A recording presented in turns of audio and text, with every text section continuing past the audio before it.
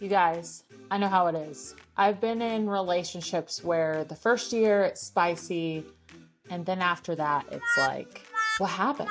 It's like the spice goes away, the connection's not there. And you wonder, do I get bored with everyone? What if that's not true? What if I have the answer for you? See you there.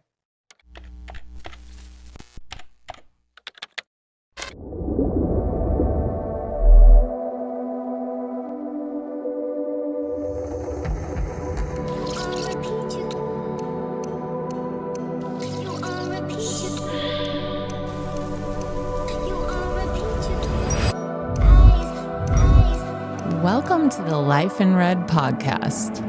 This is a way of life that emphasizes positive sexuality, self-love, and confidence. On this journey, red is now your new color. Be courageous. Be passionate. Be sexy.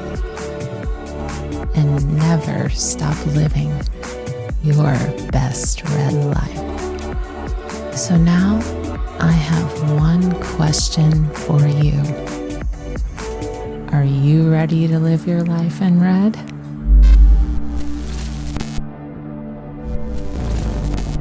To join us on this journey, like and subscribe below. Welcome to the Life in Red podcast. I'm Brittany, your host, and today I am so excited because we are going to address how humor and sexy time can come together and make things explode.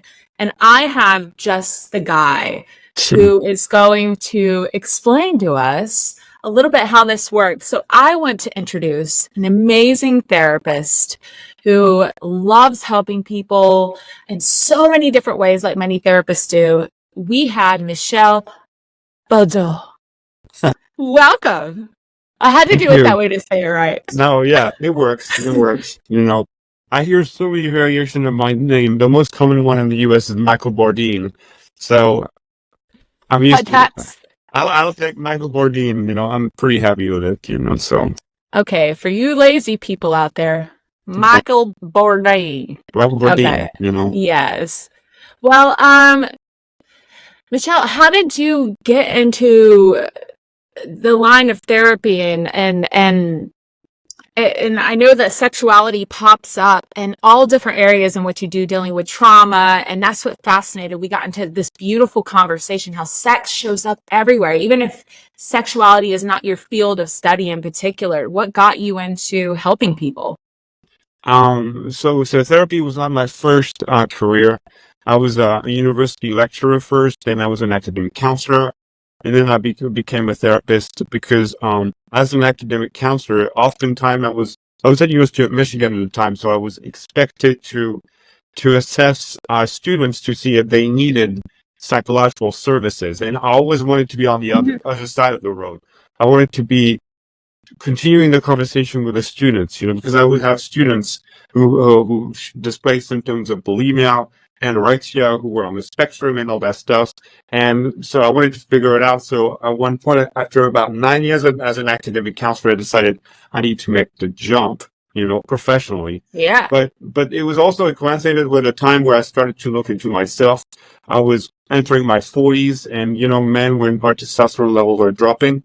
Some of us are fortunate enough to start thinking about these things. I was forced to thinking about these things because of a divorce.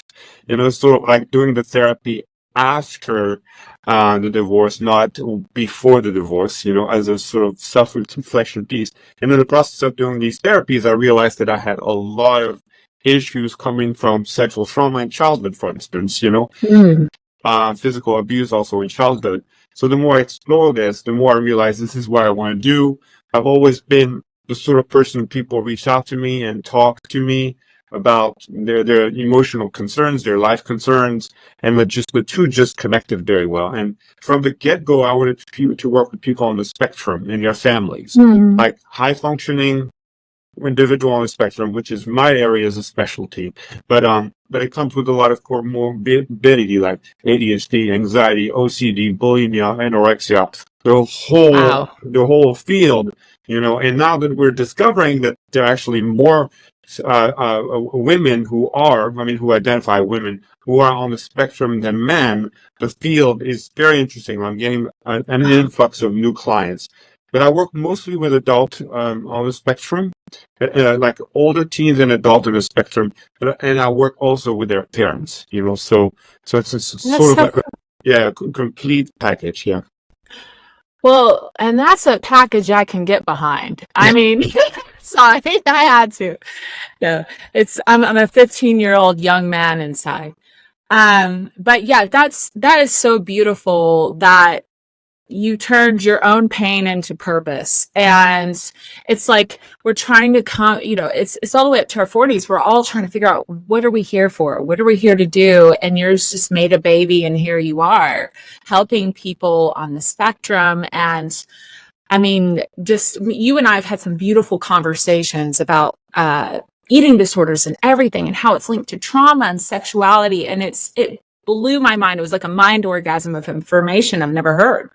So then you went on and started telling me about how humor can help soften things. So we let that wall down and get a little spicy. And I was like, oh my gosh, I would want to hear about this. So I know they want to. So let's go into, laughing is so healing.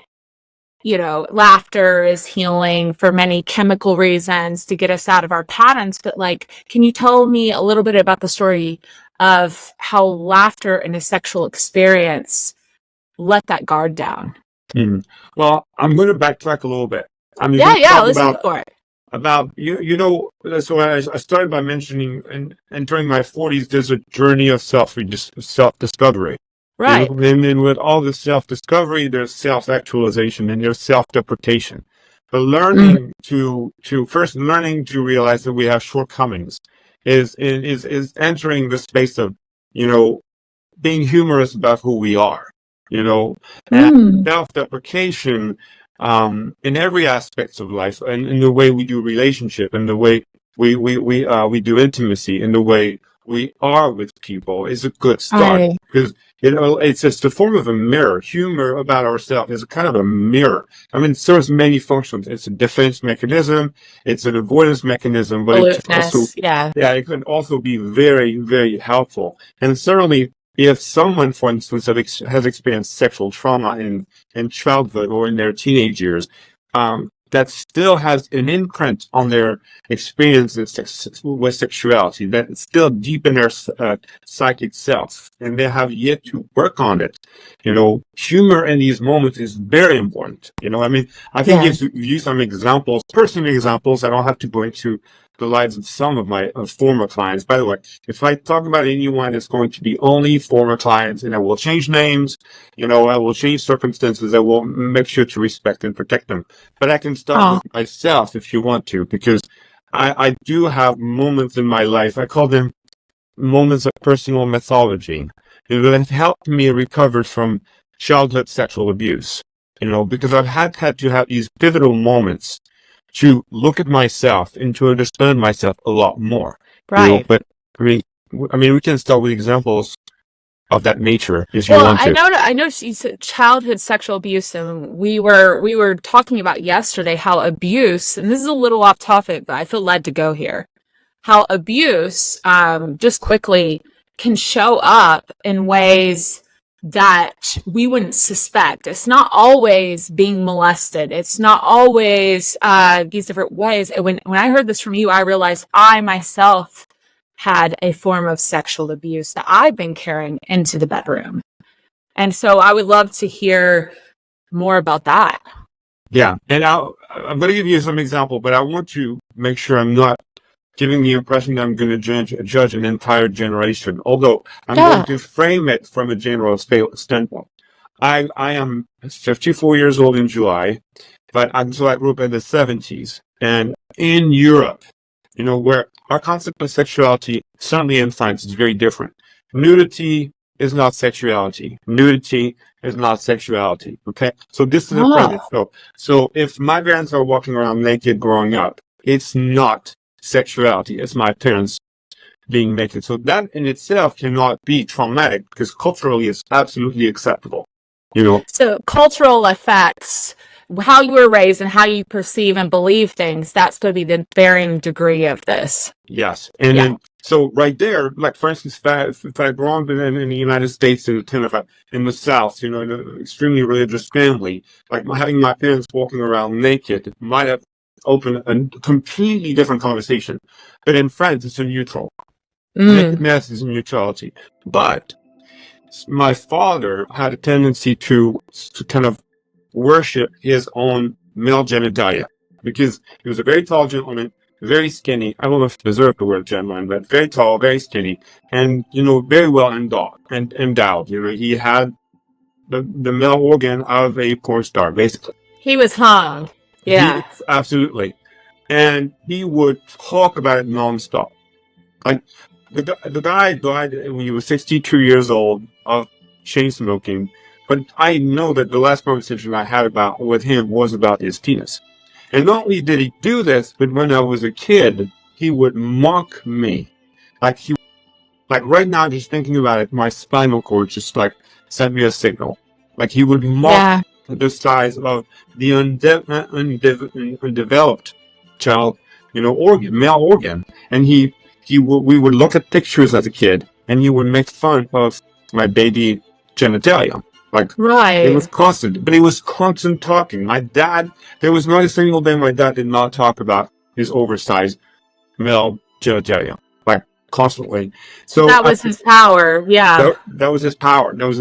And sexuality was talked about quite openly, even with my mother. She never stopped him on that subject matter. So hearing it as a kid, I start to form who I am. I start to understand who I am. And I was always thinking when you look in that direction, which you do it frequently as a boy and as a teenager and as a young man, I always assumed, which is body dysmorphia, that it was undersized. And I was extremely anxious about it. I didn't want to I didn't want to shower with people.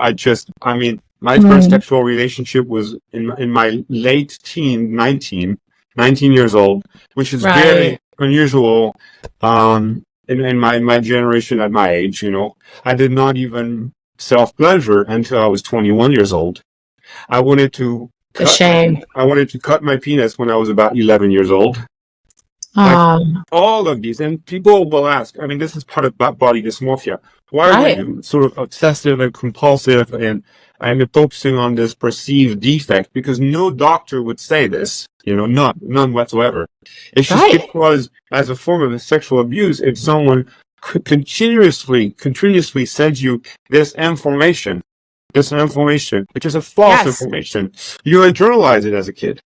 Well, yes, it sets this standard for what you believe in about yourself, and you don't have anything to compare it to. You're like, you have like Godzilla over here who's hung like a horse, and you're 3 years old. With all due respect, Dad. No, don't. He doesn't deserve it. He has not earned it. Never mind. But, so it's just crazy to me when I hear this. I'm like, okay, let's say you're 3-4 years old, and it's like, look how big mine is. And then, but our parents, like I have to say with my parents, everything they taught me, we are blank pages to a certain respect. Genetically we carry things, but we're blank pages, and they're writing the book on our identities. And you hear, that your male genitalia is, tiny, and that carried with you. And it's fascinating. And it's so, I can't imagine what you went through. That's nuts. And so, I have long recovered, but in order to recover, you go through a whole process of kind of excessive reassurance. You want people to tell you, which is really weird because it's kind of symptomatic of a lot of men who just want, I have the biggest thing. But me, it was literally because I wanted to know. You wanted evidence. and even measurement. There was disbelief in measurement and all that stuff. But what's Oh, very important about this, first, there's not a single touch. I was never touched a single time, except right. that my soul and my mind were Mm. engraved. They were more than touched. They were for the longest time. They were just permanently reprogrammed. But there's some humorous moments that happen later in life that allow me to realize, all right, this is dysmorphia. This is a false belief. And then, for instance, I mean, there are stories that don't necessarily relate to me, but my friend Jean-Philippe, I grew up this amazing guy who now has a nonprofit where he built schools in Vietnam, like a great, fabulous guy. But Cool. he used to tell this story where he is himself, and this is where the influence of a parent is so important in that case, in case of sexual abuse that is verbal in a way. He's at a dinner with family, and when you're a French kid growing up, you don't sit at the table with your parents in the 70s. You have your special little table. You have Oh, kids at well, a table, and the older kids help the younger kids. That's what we used to do. But the parents are talking, they're having conversation, and he's about 5 or 6 years old, and they're talking about sex because French people do talk about sex at the table. And then there's an awkward silence form, and there's a silence in the conversation. And then Jean-Philippe erupted and he said, "My daddy has a giant." He celebrated it. He was like, "Yes." And, it's so and big. and then he was laughing about it. That's And so I was awesome. like, when he told me that story, I'm like, oh my God, this The is yeah. yeah, it's the Oh, opposite. It's like it shattered my mind. I'm like, okay, I need to do some reconsiderations. It's like, because everybody laughed about it. He laughed about it. He had no body dysmorphic issues about it. Like, it begins for me to create insight and belief that there are other things to worry about. that's the thing is there. Yes, and I think we all get these moments where we have patterns and beliefs we're stuck in that are hurting us so bad. We get that evidence or that paradigm shift that we needed that was profoundly highlighted for us, and you got that moment. Well, the second one, are you ready? So Yes. I came to America, I started my education here, and then, because at the time we had to do mandatory military service, I had to go back to France. And I wanted to not do the military service. I wanted to come back to America and continue my education, my university education. Right. And my best friend and I, we had a bet. We were trying to find a way to get kicked out. And then I mean, I'm not going to go into details, but I used this body dysmorphic issue to get kicked out. I told the psychiatrist at the hospital, at the military hospital, that I had a very, very tiny male organ, and people were making fun of me, which they didn't. So the guy had to check me, and What? yes, he said, Based on what? It's all no, because perspective. I was trying to get kicked out on grounds of mental, psychiatric instability or something How like that. smart are you? Okay, I but would have I didn't know done what I was doing. And he looked at it and he's like, "No, you don't." Or, it was very, very French. And you're like, "No, you don't." But they probably diagnosed me with body dysmorphia and then just anxiety and all sorts of things. And then I was kicked out. Yeah. I was kicked out. But it was like, this is another personal mythology moment where I'm like, I am restructuring the thinking. I'm reclaiming the thinking. The thinking was imprinted by my father when I'm early in life, but I'm reclaiming it, and I'm reclaiming it with humor, because self-deprecation, which is kind of the highest form of defense mechanism, has always been one that's very strong in me. And anytime I face a situation, I reassess and try to laugh about the situation to see if I can transform the laughter into a new territory, a new sense of self. So that's just like I was doing reassociation with pleasure and pain. So I was using sex actually, and something that would be very painful, make that a fantasy that's played with but reassociate it with pleasure. It's like that kind of thing to rewrite the story around not good enough. You reclaim, and Right. you create all these milestones, which, I urge you for the listeners, for instance, if they have experienced body dysmorphia, they feel like, they have questioned their sexuality, they have hesitation, they're too much in their heads in terms of their sexuality.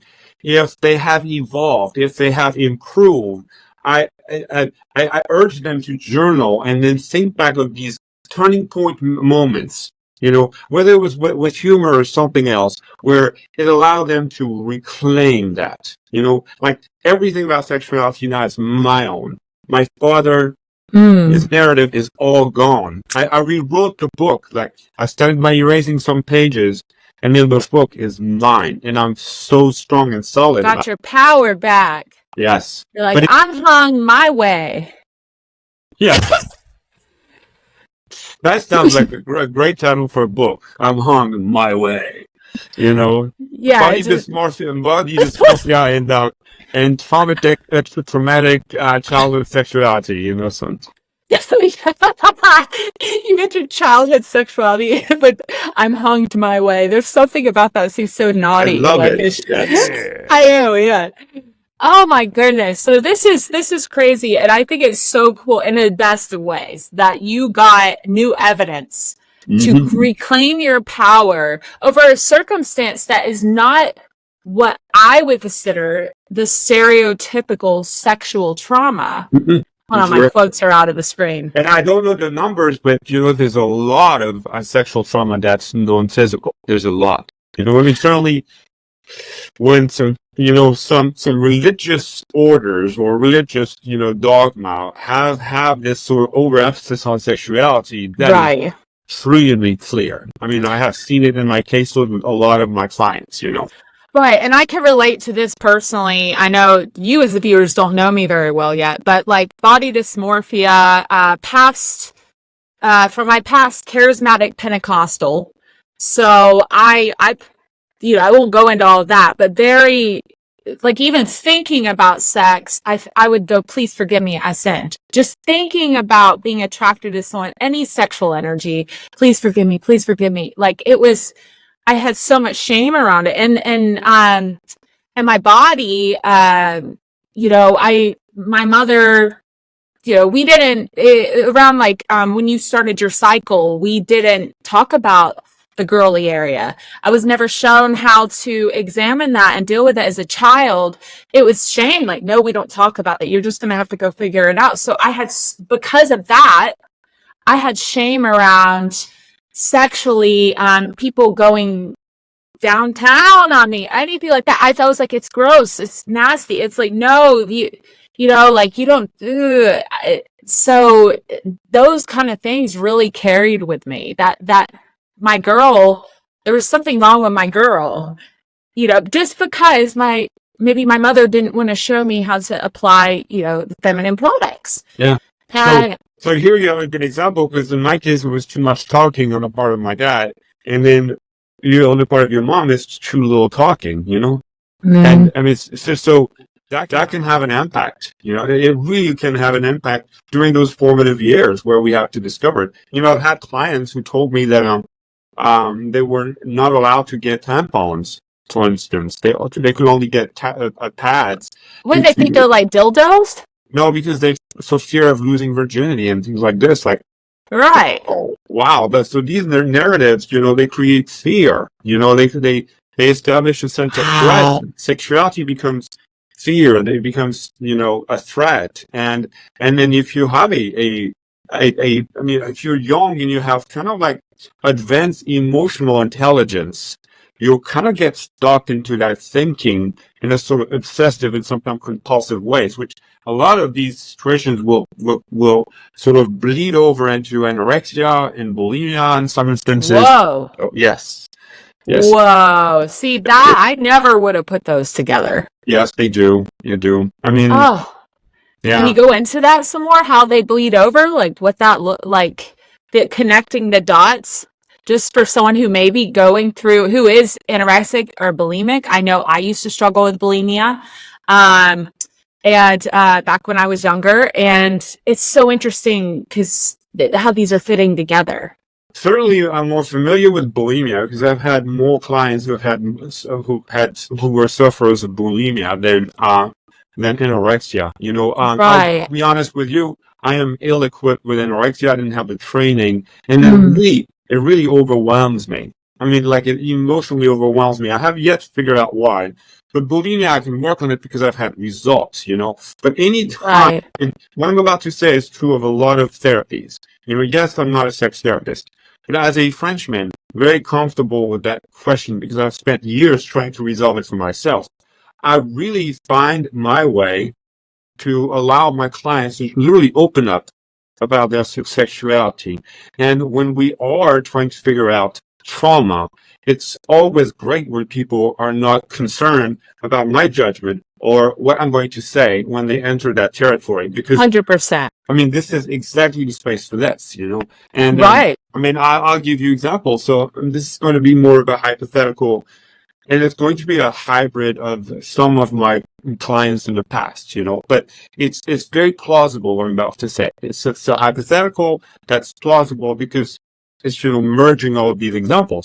Like, Right. so imagine that you have extremely religious parents, you know, who as part of their religion, there's a marked intention to question if same-sex relationships are, biological or lifestyle choice. Right. When you have these conversations happening at the table constantly, and then as you listen to these conversations and you have love for your mom and your dad, but then you discover that, you prefer a male as a male, or you prefer a female as a female, or you have no preferences, but your body chemistry, your sexual urges, your desire to be with someone intimately are definitely outside of the norm that's being spoke at home. You know, Right. you get to a point where sometimes you will self-destruct. You will self-destruct. Mhm. You will disallow the feeding of the self, the nutrition of the self, as a punishment. For instance, you go kiss your boyfriend or kiss your girlfriend, and then you feel. I mean, this has happened to one of my clients. You feel like you've done something shameful, and your next meal, you don't just cut. Your next meal, you will purge. It's a form of self-punishment.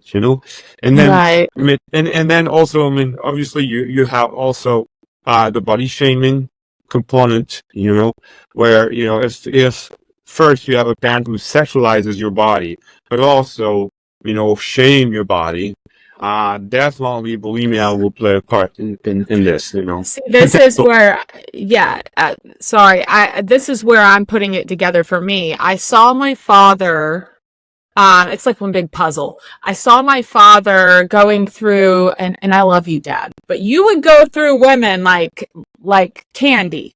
There would be a new one that you were in love with every week. And, but the reason for breaking up with them would be her nose was too big. These kind of things. So I won't. So I'm watching this, and here it comes. Whew, it's in my nervous system.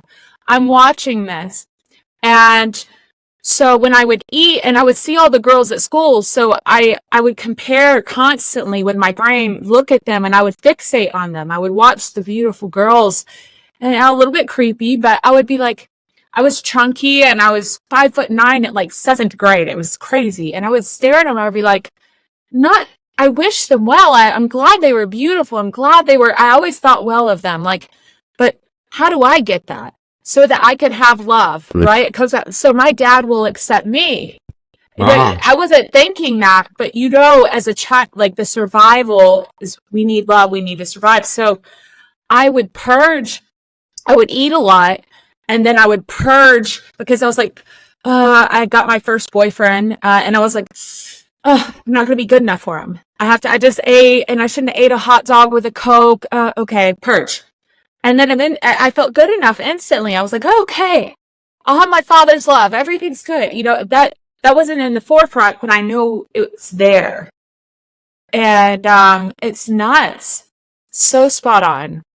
I mean, I mean, even overeating and sexuality have a link, you know? I mean, obviously, it's not always the case, but when people elaborate on their sexual apprehensions or their sexual discovery, you often find links. And I want to make it very clear, it's not always linked with the parents. You know, I mean, we're using our kids Right. as an example, you know, it's not always Love linked you, with Mom and Dad. Yeah. Sorry. But Sometimes it's Uncle Tom. Just my- messing around. like, yeah, I mean, there's not yet, but also I want, you know, the one thing that, I mean, we're discovering in this conversation certainly is the fact that, there has to be boundaries, you know, but they can't be full-fledged repression, because sometimes repression becomes oppression, you know. So Yes. there's some boundaries. Like, for instance, your dad, you know, if internally he was, you know, looking at women and choosing them on some physical attributes, good for him, as long as he doesn't talk about it. I mean, he does whatever he wants. You see what I mean? You know, and then Right. if you're a wise young kid, and who has early signs of good emotional intelligence, which you do, you're more likely to internalize that sort of thing. You really are. Like, all of my clients who were sufferers of bulimia have a very acute sense of meaning. Like, they pay attention to the meaning of things. They're very observational, and they're all very strong. I can do an emotional intelligence test with every single one of them. They are all emotionally intelligent, and then we can do kind of a retroactive assessment when they were younger to discover that they had emotional intelligence at a very early age. And that gets brutal. If you have zero emotional intelligence, let's just say, which is hypothetical, you just don't pay attention to the subtext and the details and then whatever people tell you. You just live your life, you know, and then you just don't get the interference of the opinion of others. You really don't. Right.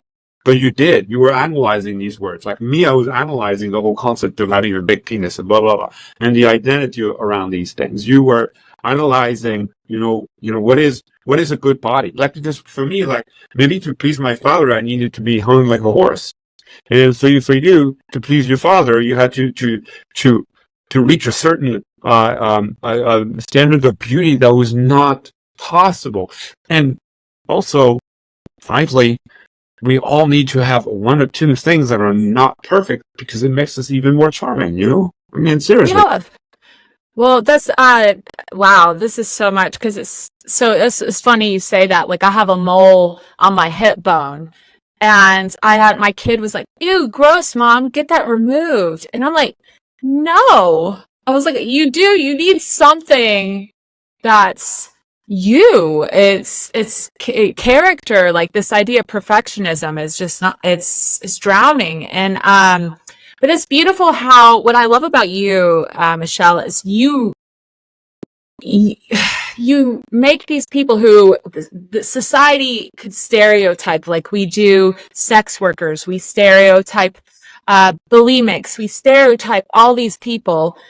And you have just, for someone who struggled with bulimia in my high school years, you literally made me feel really good about being me. From what you said, I'm just going to put it plainly and be vulnerable. And I think that's a gift that you have to help all these people. So thank you for that. I just want to say that. Thanks for joining the Life in Red today, where we embrace passion, confidence, and positive sexuality. Keep painting your journey in bold red strokes. Don't forget to like, subscribe, and follow us so that you never miss out on living your best red life. Ready for more? Stay passionate, stay red. See you next episode.